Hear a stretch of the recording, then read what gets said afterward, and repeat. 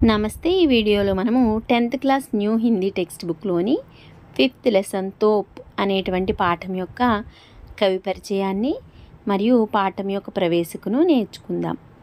తోప్ అనేటువంటి ఈ కవితా పాఠాన్ని రాసినటువంటి కవి वीरेन डंगवाल। तोप पाठ के कविता के कवि वीरेन डंगवाल जी है। यहाँ पर इनका जीवन काल दिया गया है 1947 और 2015।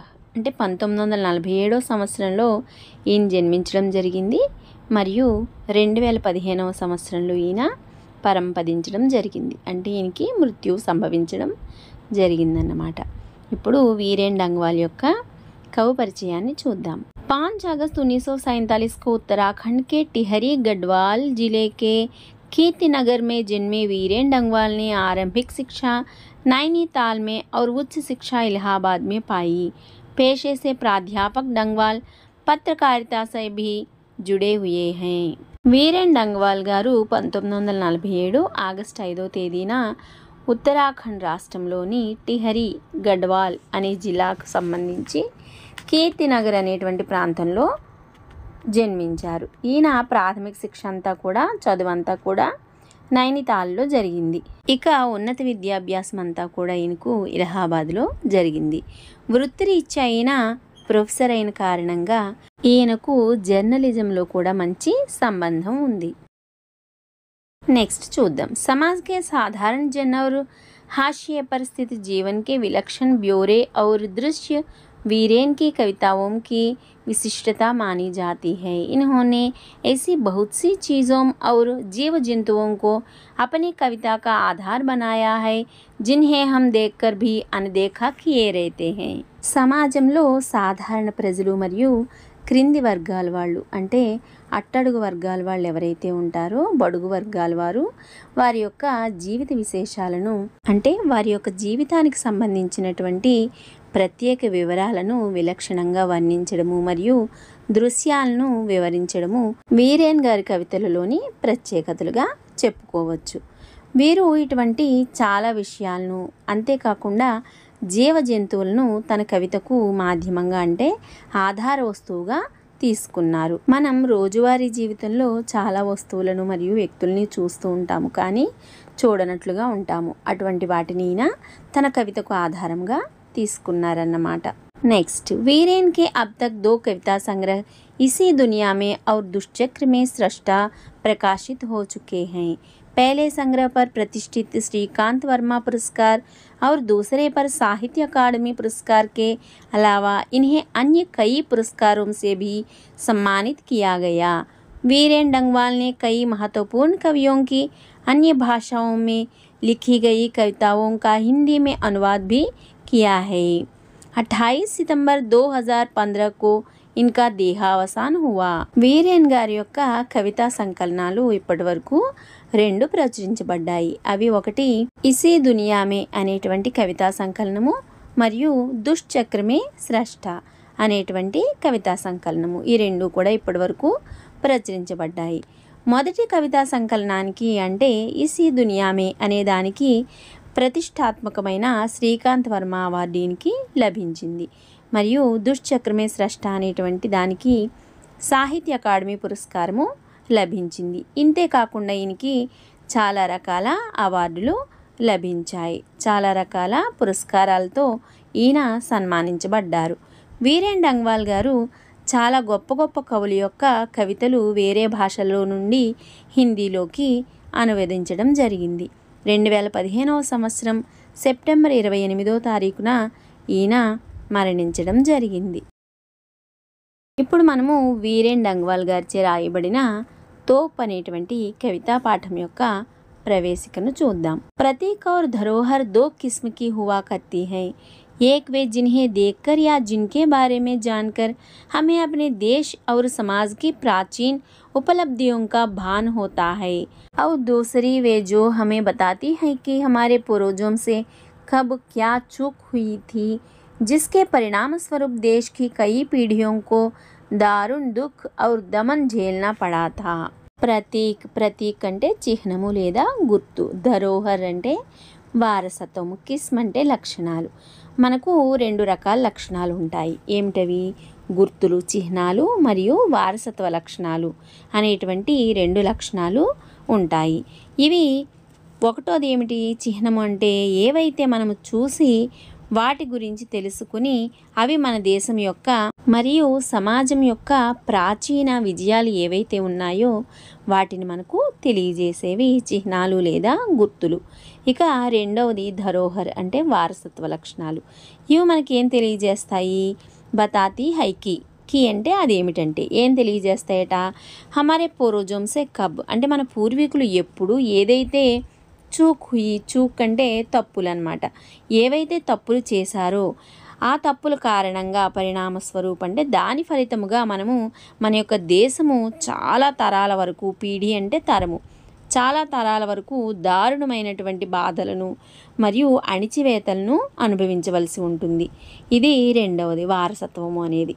అంటే ఒకటి చిహ్నము, రెండవది వారసత్వము. చిహ్నాలు ఏం తెలియజేస్తాయి? మన సమాజము లేదా దేశము ప్రాచీన విజయాలను ఏమిటి అనేది తెలియజేస్తుంది. ఇక రెండవది ధరోహర్ అనేది మన పూర్వీకులు ఎవరైతే ఏవైనా తప్పులు చేశారో వాటి వలన వాటి ఫలితంగా తరువాత చాలా తరాల వరకు అనుభవించేటువంటి బాధలు లేదా అణచివేతను తెలియజేసేది ధరోహర్ అంటే వారసత్వము అనేది. ఇప్పుడు మనం చెప్పుకున్న ప్రతీక్ అంటే చిహ్నము, ధరోహర్ అంటే వారసత్వ లక్షణాలు. ఇవి రెండు కూడా చరిత్ర ఆధారంగా ఉన్నటువంటి లక్షణాలు అన్నమాట. ఇక తర్వాత प्रस्तुत पाठ में ऐसे ही 2 प्रतीकों का चित्रण है। पाठ हमें याद दिलाता है कि कभी ईस्ट इंडिया कंपनी भारत में व्यापार करने के इरादे से आई थी। भारत ने उसका स्वागत ही किया था, लेकिन करते कराते वह हमारी शासक बन बैठी। उसने कुछ बाग बनवाए तो कुछ तोपों भी तैयार की। उन तोपों ने इस देश को फिर से आज़ाद कराने का सपना साकार करने निकले जांबाजों को मौत के घाट उतारा। पर एक दिन ऐसा भी आया जब हमारे पूर्वजों ने उस सत्ता को उखाड़ फेंका, तोप को निस्तेज कर दिया। फिर भी हमें इन प्रतीकों के बहाने यह याद रखना होगा कि भविष्य में कोई और ऐसी कंपनी यहाँ पाँव ना जमाने पाए जिसके इरादे नेक ना हो और यहाँ फिर वही तांडव मचे जिसके घाव अभी तक हमारे दिलों में हरे हैं। भले ही अंत में उनकी तोप भी उसी काम क्यों ना आए जिस काम में इस पाठ की तोप आ रही है। ఇప్పుడు మనము ఈ పాఠంలో ఇటువంటి 2 చారిత్రక లక్షణాల గురించి మనము చెప్పుకుంటున్నాము.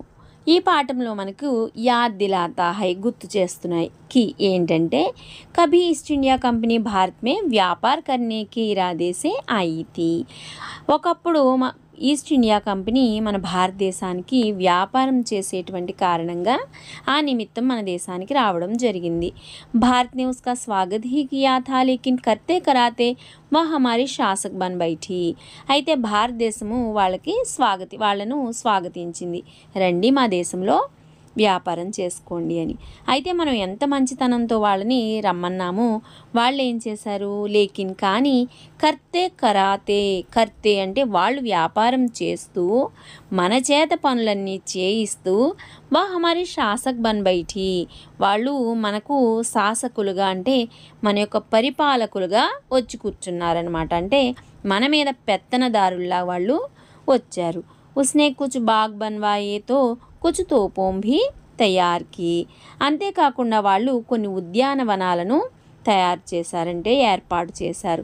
ఎక్కడ ఖాళీ స్థలం ఉంటే వాటిని ఉద్యానవనాలుగా వాళ్ళు అంటే పార్క్ లాగా అనమాట తయారు చేసి అందులో తోపోం భీ తయార్ కీ అక్కడ మందుగుండు సామాగ్రిని మరియు పిరంగులను కూడా తయారు చేసేవారనమాట.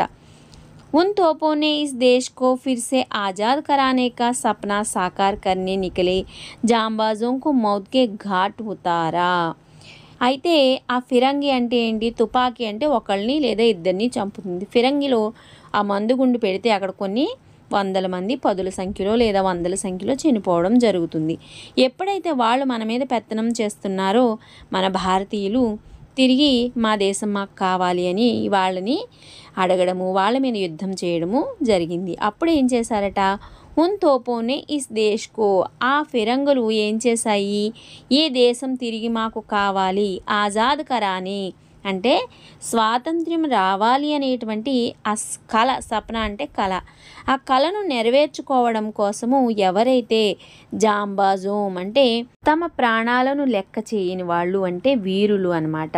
మన భారతీయ వీరులు ఎవరైతే ఉన్నారో వారిని మౌత్కి ఘాటు ఉతారా అంటే వాళ్ళను చంపేశారనమాట. మారడాలనా, మౌత్కే ఘాటు ఉతారనా అంటే మారడాలనా, వాళ్ళను ఆ ఫిరంగులతో చంపేయడం జరిగింది.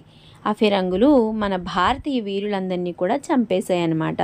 పర్ ఏక్ దిన్ ఐసా భీ ఆయా జబ్ హమారే పూర్వజోంనే ఉస్ సత్తాకో ఉఖాడ్ ఫేంకా. అయితే ఇక్కడ మనకు పూర్వీకులు చేసిన తప్పేంటి, విదేశీయులను మన దేశంలోకి ఆహ్వానించడం. అతి మంచితనము వలన ఏమైంది, వాళ్ళు మన మీద పెత్తనం చెలాయించారు. దాని వలన చాలామంది చనిపోవడం జరిగింది. ఈ ఫిరంగులు ఏం చేశాయి, మన మీద అవి మందుగుండుని విరజిమ్మి మనలోని చాలామంది మన భారతదేశంలోని వీర సైనికులు వీరులందరినీ కూడా పొట్టన పెట్టుకున్నాయన్నమాట. అయితే కష్టపడిన వారికి ఎవరికైనా కూడా ఒక మంచి రోజు అనేది వస్తుంది కదా, అలాగే మన భారతీయులకు కూడా ఒక రోజు వచ్చింది. హమారే పూర్వజోంని ఈ సత్తాకో ఉఖాడ్ ఫేంకా, మన పూర్వీకులు వారి యొక్క ఆ సత్తా బలం ఏదైతే ఉందో ఆ బలాన్ని ఉఖాడ్ ఫేంకనా అంటే పరాజిత్ కర్నా, వాళ్ళని చిత్తుగా ఓడించేశారనమాట. తోప్కో నిస్తేజ్ కర్ దియా, నిస్తేజ్ అంటే చలనం లేకుండా చేయడం, తేజ్ నిస్తేజ్, ఆ ఫిరంగులని చలనం లేకుండా చేసేశారు. అంటే ఏంటి, అప్పటి వరకు మా అంత గొప్ప ఆయుధం లేదని ఆ ఫిరంగులు మన మీద దాడి చేశాయి. మన వీర సైనికులు ఎవరైతే భారతీయులు ఉన్నారో వీరులందరూ కూడా తిరిగి వాళ్ళని అణిచివేశారు, వాళ్ళని చిత్తుగా ఓడించారు. దాంతో ఆ ఫిరంగులు ఏమయ్యాయి, వాటికి ఏ పని లేక స్తబ్దుగా ఉండిపోయాయి అన్నమాట. फिर भी हमें इन प्रतीकों के बहाने यह याद रखना होगा कि भविष्य में कोई और ऐसी कंपनी यहाँ पाँव ना जमाने पाए जिसके इरादे नेक ना हो और यहाँ फिर वही తాండవ మచే జిస్కే ఘావ్ అభీ తక్ హమారే దిలో మే హరే హై. అయితే ఈ ఫిరంగులకు ఏ పని లేకుండా మనము చేశాము. ఫిర్ భీ అయినప్పటికీ కూడా హమే ఇన్ ప్రతీకోంకే బహానే, ఈ చిహ్నాలు ఏవైతే ఉన్నాయో అప్పటివి, వాటిని చూసి మనము కొన్ని విషయాల్ని గుర్తుపెట్టుకోవాలి. భవిష్యమే ఏసి కోయి కంపెనీ, ఒకవేళ భవిష్యత్తులో ఏదైనా ఇటువంటి కంపెనీ గనక యహ పావ్ నా జమానే, ఇక్కడ మన భారతదేశంలో అడుగు పెట్టడానికి అవి భయపడే విధంగా మనము ఉండాలి. జిస్కే ఇరాదే నేక్ నా హో, ఇరాదా అంటే ఇచ్చా, కోరిక, నేక్ నా హో, నేక్ అంటే నిజాయితీ, ఎవరి కోరికలైతే నిజాయితీగా ఉండవో, ఔర్ యహా ఫిర్ వహీ తాండవ్ మచే, తిరిగి మళ్ళీ వాళ్ళు నిజాయితీగా వచ్చాం మేము అని చెప్పి మన దగ్గర అబద్ధాలు చెప్పి మళ్ళీ మనకు మన భారతదేశంలో అటువంటి దుర్బుద్ధితో వచ్చి ఎవరైతే మన మీద పెత్తనం చేయాలనుకుంటున్నారో అటువంటి వారికి మనము అవకాశం ఇవ్వము. ఎందుకంటే జిస్కే ఘావ్ అభీ తక్ హమారీ దిలో మే హరే హై, ఘావ్ అంటే దెబ్బ, మనము ఆల్రెడీ దెబ్బ తిని ఉన్నాము కాబట్టి అటువంటి నిజాయితీ లేని మాటలను మనం నమ్మము. కాబట్టి అటువంటి దెబ్బలు ఇంకా మన మనసుల్లో ఇంకా గుర్తుండిపోయి ఉన్నాయి. దిలోమే హరే హై, హరే అంటే ఏంటి, పచ్చగా గ్రీన్ అని, గ్రీన్ అంటే ఏంటి, ఇంకా ఉన్నాయి, ఇంకా తాజాగానే ఉన్నాయి మా మనసుల్లో, ఇంకా ఇప్పటికీ అలాగే ఉన్నాయి అని దాని అర్థం అనమాట. ఇంకా మా మనసుల్లో అవన్నీ గుర్తున్నాయి. కాబట్టి ఎవరైనా సరే మన దేశంలోకి అడుగు పెట్టాలంటే వాళ్ళు భయపడే విధంగా ఉండాలి. భలే హీ అంత్ మే ఉన్కి తోప్ భీ ఉసీ కామ్ క్యో నా ఆయే జిస్ కామ్ మే ఇస్ పాట్ కి తోప్ ఆ రహీ హై. అయితే చివరిగా ఆ యొక్క ఫిరంగులు ఏవైతే ఉన్నాయో అవి ఎందుకు పనికి రాకుండా ఉన్నాయి, కామ్ క్యో నా ఆయే ఎందుకు పనికి రాకుండా ఉన్నాయి, జిస్ కామ్మే ఇస్ పాట్కి తోప్ ఆ రహీ హై. సో నేను ఎందుకని ఇక్కడ ఇలా ఉన్నాను, ఎందుకు పనికి రాకుండా ఉన్నాను అని చెప్పడానికి ఇప్పుడు మనకి ఈ పాఠంలో ఫిరంగి వస్తుందన్నమాట. అంటే ఫిరంగి తన యొక్క గాథను చెప్పుకోవడానికి మన ముందుకు వస్తుందన్నమాట. ఇక పాఠాన్ని మనము వేరొక వీడియోలో నేర్చుకుందాం. ఈ వీడియో మీకు నచ్చినట్లయితే లైక్ చేయండి, షేర్ చేయండి, అలాగే సబ్స్క్రైబ్ చేసుకోండి. ధన్యవాదాలు.